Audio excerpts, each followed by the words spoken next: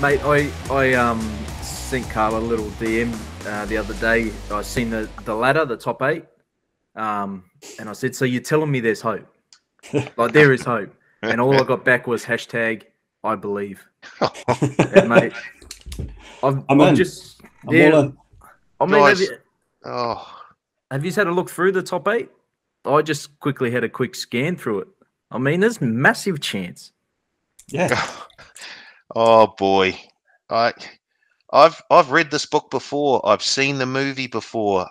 Not I this know one, how Paul. this turns out. Not the 2021 one. I did. Mate. Oh, see, This I don't know how if your guys has changed, but Dragon for mine are scratched. They're no chance, Yep.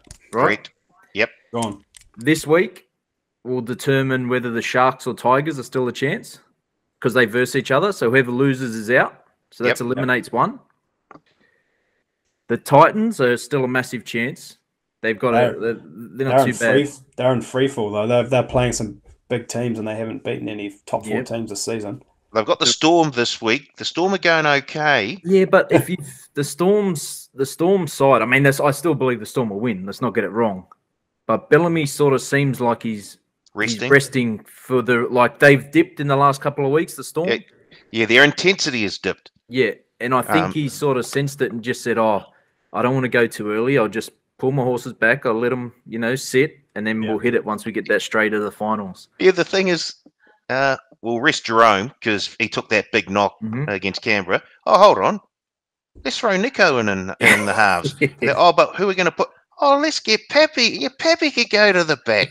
And then it's like, oh, we've got to probably their most consistent player all year, Brandon Smith. Let's give him a rest. Oh, hold on a minute. Let's throw Harry Grant in. Yeah, exactly.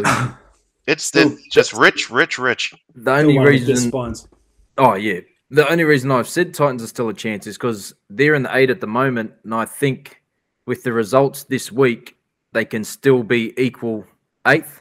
Yeah. So once they get through this game, but the Raiders, their season, I think is determined by a player. So Turbo, not even on their own team.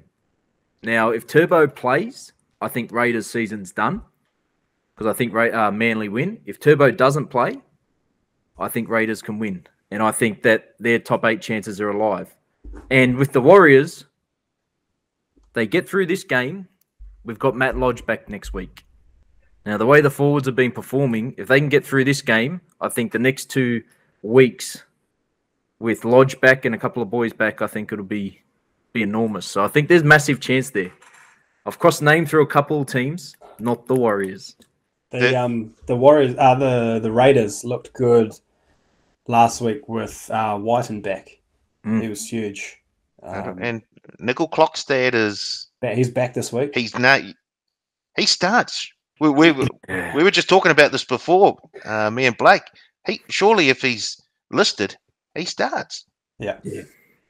That's what I said it's this time of the year, it's a smokescreen. I hate it because as a punter, you try and pick games where there's certainties, but then you've got the Raiders and they've got Frawley on the bench and Chance on the bench. Now that's a half and a fullback.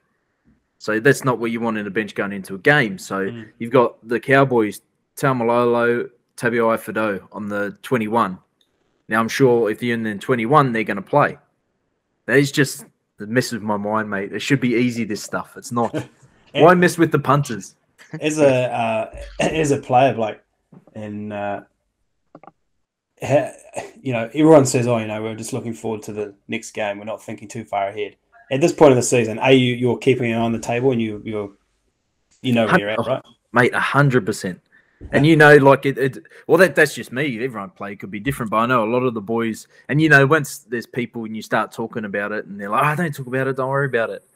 But then the next week they're talking about it. It creeps up on you. I mean, the teams in the top 4, like even the Eels, they don't have to worry at the moment because they know they're in the 8. But those teams sitting around 8 will be, even if the coach and the players come out and say they don't, and the coach probably wouldn't bring it up, but if the players will definitely be looking at it going, look, we need to win this game by 30 points just to be in the conversation for differential. It'd definitely be, they'll come out and say no, but it's definitely in your mind somewhere that you need to win this game or the season's over, or you need to win by a certain amount of points. And that's where I see these next couple of weeks, instead of taking the 2, if teams are up, I think they're going to start, trying to put the pedal down. Yeah.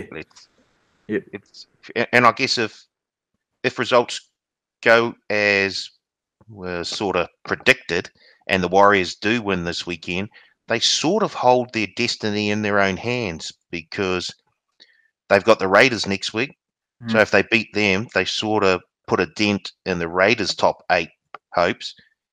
And then it all comes down to round 25, a game against the Titans, and that could well be the game that decides the 8th spot.